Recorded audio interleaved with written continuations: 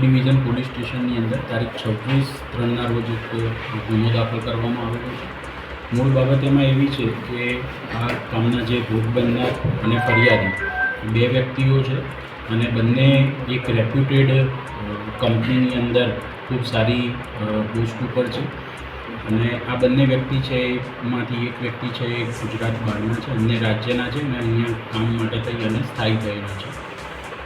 તેઓની સાથે 4/2 એટલે 4 ફેબ્રુઆરીના રોજ એક ઘટના બનેલી હતી, જેની અંદર તેઓ અને એમના જે સાથી કર્મચારી છે અને એ બંને સાંજે એક મંદિર ખાતે દર્શન કરવા માટે ગયેલા હતા.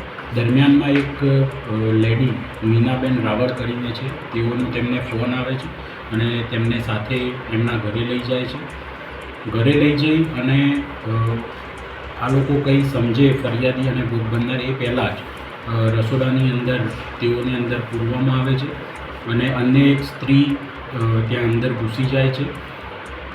આ લોકો હજુ એ જોરથી બૂમો પાડવા માંડે છે ત્યાં સુધીમાં બીજા 3-4 વ્યક્તિઓ ત્યાં ધસી આવે છે અને આ જે બે વ્યક્તિઓ છે ભોગ બનનાર તેઓના કપડાં કાઢી અને તેઓના વિડીયો બનાવવાનું ચાલુ કરે છે. ત્યારબાદ તેઓને મારવામાં આવે છે અને ત્યારબાદ આ વિડીયો વાયરલ કરી દેવાની તેમને ધમકી આપવામાં આવે છે અને તેઓની પાસે